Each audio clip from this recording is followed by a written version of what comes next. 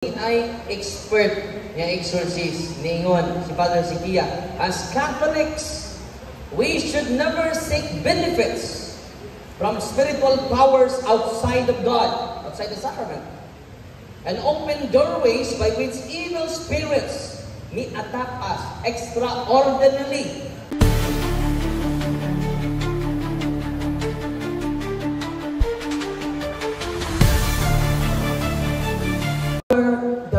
Gano po. 5 minutes, timer starts now. Salamat mga kaigsunan o mayong hapon na tanan. Kay Brad Junel, tumaroy, gikan sa Siquijor, San Juan, Siquijor. O niya, ang albularyo ni Broad na siya. Mga Pilipinong magagamot, may gani kayo humigaan. Nahimo na po, referensya na po.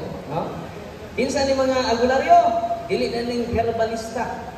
Apil kauban nila ang spiritista, pero iyan na lang gininay yung kauban ka kanina. Herbalist kami pa rin. Nga naman, related sa natural healing. Why problema ng natural healing? Pero problema, kay iyang gininay yung mga kauban. Yan ay barbator.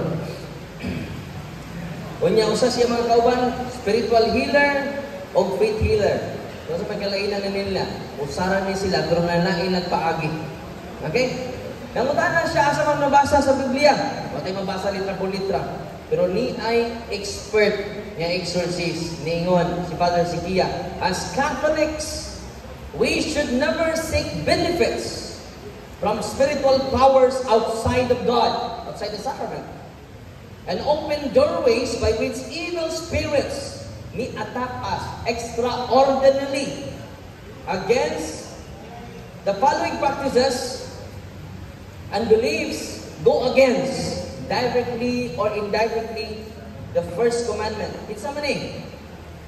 Consulting alternative religions. Consulting albularyo, espiritista. O na, magsunod lagi ng albularyo, espiritista. Kaya usaran lagi na sila. Okay? Muna, mga pinanggap na mga kaigsunan, unsa mani. Ingon ang expert, dili ako ha, nauna pa rin ako. Dili na paduulon. O nindot ko mo surrender, maglabi pa mamuli. Kay libre naman ang renouncement. O yan. Brad Judy niya, gain niya ko huli, an exercise, oil ha, why problema? Berkeloy, andam niya, kaya tayo padahan ng duha. Ano man, ako ning gipahingusgan, kay daghan kaayong mga albularyo nga walking process. Unang Brother Junel, abliha imo muna-muna og kasing-kasing. Pinangga ka sa Dios. Gimahal ka sa Dios. Daghan kay albularyo nga tuwa sa office, mga kaigsunan. Pwede ninyo ma-interview. Kay wa ko magamak-gamak. Kaya akong security guard ha, albularyo na. Perti ng sukuan ako. Kaya anong Ms. Darwin Bilagdanon? Kami mga buutan ng albularyo. Basta lang tigiya. Ni-react man sa huli ang exercise oil. Nagkaroon kauban na nato. Kay daghang kauban nato. Pero dili nag-practice katinugod na lunsay nga pagtulunan sa Santa Iglesia. Ako, bisag parin ako, di ko magamag-amag ako. Muna muling niya mo direct magpahiling, adto mo sa inyong pare. Yan naman, I promoted Jesus, not myself. E kung kita na mag-ayo-ayo, hindi kita na ma-center of attraction of healing. Hindi sikat ka is magdalarawin. Sa tanan akong mga lugar, gantuan, what you healing na hitabo. You should go to your priest. Because all priests are healer. Why? Because they are in persona priests. Ito pagpakata ng kaparian. Ano hitabo sa mga albularyo, wag sila kaibaw. Na nagkikompetensya sila sa Ginoo. Muna, na kinahanglan, niining gabi una, o kung makikaway sa mga albularyo, kay daghan na kay albularyo, nagpasalamat sa ministry ni St. Michael Exorcism Center. Kay kung wak pa kamanusog, dili silang mahigbata sa kamatuuran. San Juan 17:17, ang kamatuuran sa Ginoo, ang pulong sa Ginoo kamatuuran. San Juan 8:38, kinahanglan masayod kita sa kamatuuran. Kaya mo kinimuhatag ka na itong kagawasan. Amen? Apan daghan ang malaglag sa kaulay ang mga adlaw. Tawa mo ka, Pastor Archie. Nga wa mo dawat sa kamatuoran. Walang ako ning isulti ang kamatuoran not to destroy someone, but to liberate them from the wrong teachings, from the false teachings. Wala makaigsunan gani adin karon atangi ang sunod nato nga dialogue. Kuya ni, dual save. Albularyo, ang tingiro ba dyan? Wala itong pupaminawang siya. Yung sabay gisulti sa Ginoo sa balang kasulatan aron kita malangdagan. O nang wa kumuda diri ako mga pulo. Time. Thank you. Okay, thank you for the 5 minutes conclusion or rebuttal. And then, lastly, coming from the affirmative side, 5 minutes rebuttal, Brother Junel Tumaroy.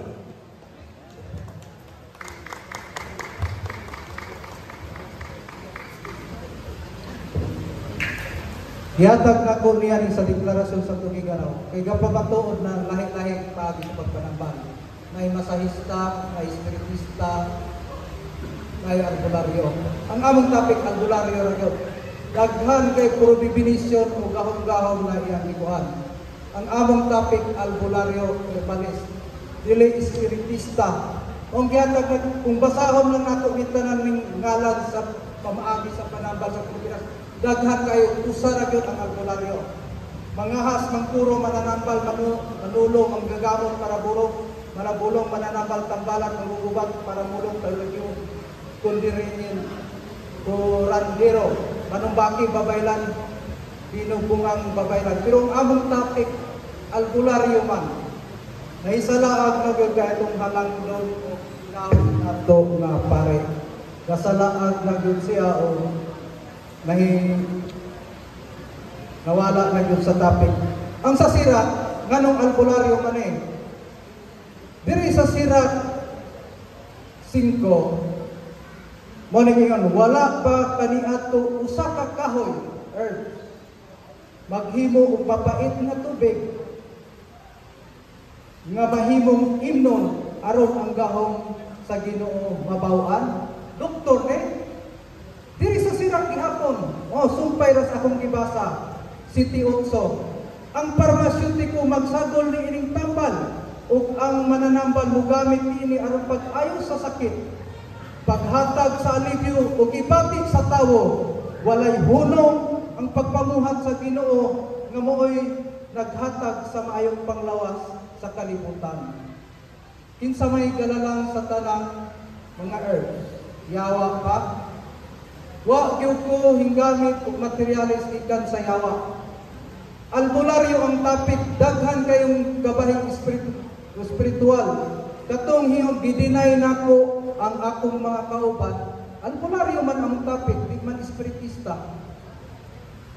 Naay mga personal nga atake para nako, pero wala man to'y labot sa among debate ron. Sawa pa miabot ang Kristiyano sa Pilipinas, ang mga mangangalap gitawag og albularyo sa mga Espanyol. Dalampanan sa atong mga katigulangan.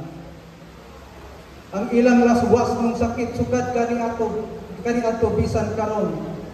Ang kinaad pang kabilin sa atong ginikanan padayon pag ilani ini labi pa sa mga taong gigawan sa kayuhan. Tungod sa kawaton, ang responsibilidad sa usa ka albularyo gihatag sa Dios. Mao ang paghatag sa kayuhan labi na sa nanginahanglan. Ang labing kabus natong kaigsuonan. Kay alang kanamo ang kahimsog alang sa tanan ug para sa tanan ug di lamang sa makabayad ug dunay sa lapi. Manang usahay thank you okay ra gyud namo. Ang kalusugan ay karapatan ng bawat isa at para sa lahat, hindi lamang para sa mga may pambayad. Moni, bisag thank you yun. Kung sa dautan gikan ang gasa sa pagpanambal sa albularyo, mudawat pa mo nga ang kahimsog sa atong katigulangan, atong mga kapuhan, ang kaliwat sa atong mga ginikanan, giatiman sila sa dautan o sa yawa. Mao ba may punto? Wala pang Kristyanismo diri sa una. Mutuo mo. Yawa oy gahatag na to kaayuhan sa una. tibuok sa mga lugar nga way Kristiyano, yawa ba di ay ang naghatag? Madawat ba nato na? Sa wala pa hinabot ang modern medicine, yawa ang gahatag sa atong kayan, madawat ba na nato? Mahimo bang pakaton ang Ginoo sa iyang pag-ingon sa sira? Ang parmasyutiko nagsagol ni ining mga tambal, sumara sa atong nabasa ganiha. Diapod ang giingon sa Ginoo. Nag-ayo ni ining tambal ug manambal mo gamit ni ini aron pag-ayo sa masakiton ug paghatag og alibyo sa gibatik sa mga tawo. Walay punong pagpamuhat ang Ginoo nga mo'y naghatag sa maayong panglawas sa katawhan sa tibuok kalibutan. Ang Pilipinas apil sa kalibutan. Mahimo bang butbuton ang Ginoo ani? Ang titulong albularyo puno sa pag-BI pagbutang-butang ug paghukom kay wala man sutaa ug ilha ang albularyo. Unsaon nato pag-ila? Arin pa sa Ecology of War. Ang albularyo. Ay na. Okay, salamat mga kaigsunan sa kahumanan sa first step or first nga pagbabarog, first fear, o